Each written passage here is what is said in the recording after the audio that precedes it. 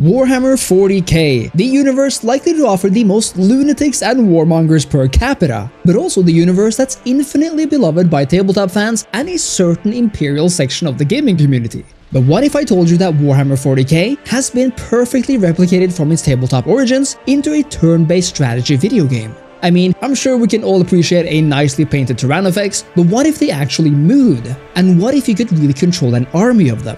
This is what Warhammer 40k Battle Sector is all about, offering an intense and tactical 40k experience like no other. There are plenty of classic factions to choose from here, but now, and for all of you Tau players out there, Battle Sector's latest expansion brings the Tau to the battlefield, allowing you to finally command the Tau faction with 14 brand new units in any of the dynamic campaigns, skirmishes, and the multiplayer. And thanks to Slytherin for sponsoring this video, I'm about to show you what makes both Battle Sector and the new Tau faction so special. There are tons of Warhammer 40k games out there, and in some ways, players are spoiled for choice. At the same time, not everything stands up to the same quality, but luckily Black Lab Games has clearly brought a ton of passion for this universe into Battle Sector and made a game that tactically minded fans will love. Battle Sector is a game that first and foremost values player agency and attention to detail, and which perhaps more than in any other Warhammer 40k game is like playing a fun and digital version of the tabletop game. And that's because of how similar they feel in all the right ways. Owing to its turn-based system, Battle Sector favors tactical decision-making over chaos, but that doesn't mean it's lacking intensity. For while we control one unit at a time, the battlefields of Battle Sector will become action-packed sooner than you think. And by the time it does, you better have your wits about you. You see, Battle Sector offers a multitude of units and armies to command, and ways to command them. Most factions share similar type of units, ranging from the infantry to the slightly heavier stuff, to the certified hardcore weapons of mass destruction. We of course have the Interceptors and the Aggressors of the Blood Angels, the mass-produced Tyranid infantry, and some orcs. But we also get to play with some truly elite and awesome looking units, like the Blood Angel Baal Predator Tank, whose guns are awesome to watch in action, the Def Copta, which really does go out with the bang, and of course the new and massive Tau Riptide Battlesuit, which you don't want to be on the opposing side of. My personal favorite might just be the Tyrannofex though, which looks just as intricate as in the tabletop, and is absolutely just as dangerous and gorgeous. But then again, it's hard to not be mesmerized by the Adepta Sororitas, whose models and units are beautifully crafted and designed, that it's honestly hard to find the words for it. Now, Battle Sector gives each unit several abilities to choose from. Rocket Marines can boost jump, certain characters can heal others, and we have grenade chuckers and other very powerful attacks. But a feature that sets Battle Sector apart in gameplay terms is the prominent and important Overwatch ability. Obviously, you move your units around, and depending on their movement points, you can travel a certain distance. But as long as you have one remaining ability point, namely the point that allows you to make an offensive or defensive action, you can make use of Overwatch, which is essentially a defensive stance that your unit assumes, which defines an area on the battlefield where your unit will attack if an enemy enters it. This makes it so that you can create a powerful defensive force if needed, creating choke points and death traps for an incoming enemy. Overwatch really does change the battlefield, forcing you to up your tactical game and think carefully where you step next, and increases the importance of taking valuable positions in the field. This is especially true since it makes it so that a wrong step can turn the tide of battle, but Overwatch is of course not the only ability to do so. For while it might be a particularly good choice for tankier units to make use of it, a faction like the Tyranids are fast movers, managing to deal extreme damage if they can outflank and backstab the enemy. I say this because it symbolizes Battle Sector's accommodation of multiple playstyles, which is so essential when it comes to making this vast and diverse unit roster truly come alive.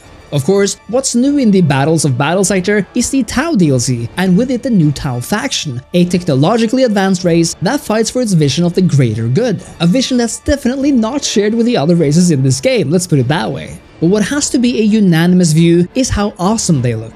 The drone-like Pathfinders move quickly across the battlefield to identify threats early on, a vital task in the beginning of any battle. The Fire Warrior infantry groups are versatile and deadly, but what makes them even better is their focus on accuracy. Their target painting tech reduces the evasive abilities of their enemies, meaning the range-loving Tau can hit them easier.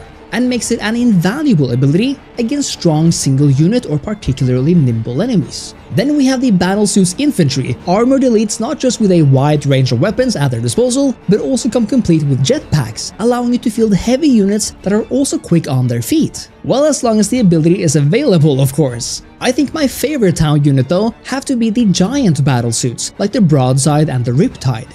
I just love a massive gun carried into the fray of battle, and the Riptide especially has a design that looks particularly awesome in action, and becomes even deadlier when you count its shield generator ability, turning it into a true damage sponge. But there's even more to the Tau. The smaller TX4 Piranha Speeder is a fast-moving vehicle with burst cannons. But again, my favorite vehicle has to be the larger Hammerhead gunship, as it's mounted with a proper railgun and an ion cannon, and it looks completely badass. However, their power is one thing, but as with that Death Cup that we saw getting shot down before, these battleships also pose a great danger when destroyed, as they do have a tendency to blow up and damage every unit around them. This makes it vital to position your support units correctly and with this in mind, or perhaps even turn the battleship into something of a bomb itself, and send it towards the enemy when it's low on health, as depending on the situation, you may find it to be more useful in death than in life. And of course, we have the leaders of this pack of intelligent beings, the Ethereal, the Fireblade, and the Commander, all of which are strong on their own, but whose presence on the battlefield can significantly impact their allies, increasing their stats or opening up tactical possibilities. In essence then, more than most factions, the Tau is a ranged and gun-loving race, whose abilities you must make use of to take advantage of your long range, since you might not stay up to par with the more physically violent beings up close. In other words, with the advent of the Tau, we have a massively diverse and awesome roster in Battle Sector, ranging from the Blood Angels to the Tyranids, Necrons, Adepta Sororitas, Chaos Demons of Khorne,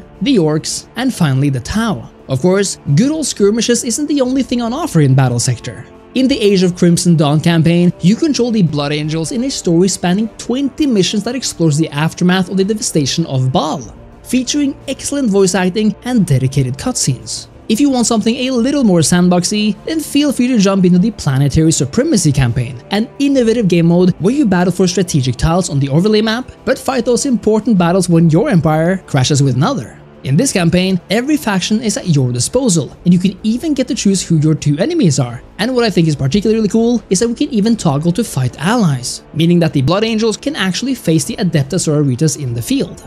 This also goes for the survival mode where you can face endless hordes and survive for as long as possible, or the multiplayer section, which of course focuses on the online play, but which even features a local hot seat mode, allowing you to play versus a friend on the same computer. A feature that I find invaluable in turn-based games like this, and I love that it's here. Of course, the skirmish offers a wide variety of modes and maps as well, from pure extermination battles to strategic command, conquer modes, attack and defend in siege, and more.